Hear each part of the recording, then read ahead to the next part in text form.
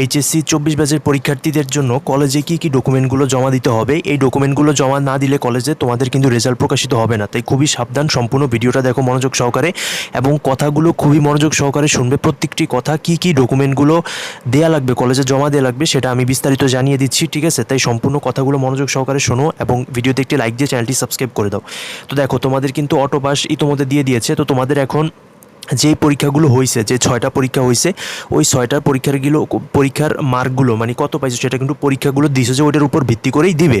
বাকি 7টা পরীক্ষার রেজাল্ট কিন্তু তোমাদের সাবজেক্ট ম্যাপিং করে দিবে। তো সাবজেক্ট ম্যাপিং করে যেহেতু রেজাল্ট দিবে, সেহেতু তোমাদের কিছু কাগজপত্র হচ্ছে তোমাদের স্কুলে জমা দিতে হবে, ঠিক আছে?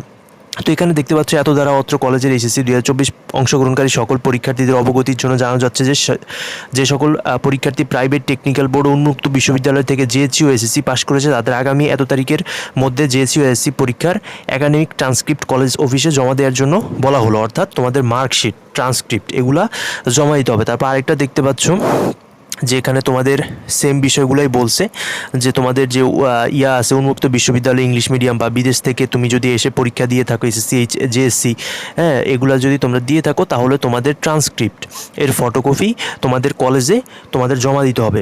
ট্রান্সক্রিপ্টের ফটোকপি মানে হচ্ছে তোমাদের মার্কশিট, ঠিক আছে? তোমাদের মার্কশিট তোমাদের কলেজে জমা দিতে হবে এবং এই বিষয়ে তোমার ভালোভাবে জানার জন্য তোমরা কলেজ কর্তৃপক্ষের সাথেও যোগাযোগ করতে পারো। তবে আমি তোমাদেরকে বিভিন্ন কলেজের যেই বিজ্ঞপ্তি রয়েছে বা বিভিন্ন কলেজে যেটা বলেছে সেটা কিন্তু আমি তোমাদেরকে দেখিয়ে দিয়েছি, যার কারণে তোমাদের আর এটা নিয়ে বেশি প্যারা খাইতে হবে না, তোমরা এখান থেকেই দেখে নিতে পারবা, ঠিক আছে?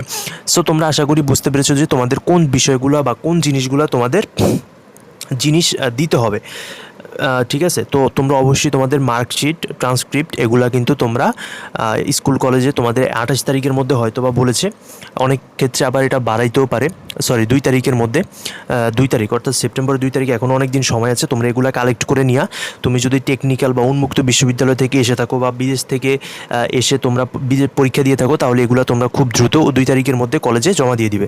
আশা করি সম্পূর্ণ বিষয়টা বুঝতে পেরেছো। সকলকে অসংখ্য ধন্যবাদ, সকলকে সাবস্ক্রাইব করে পাশে থাকবে। আল্লাহ হাফিজ।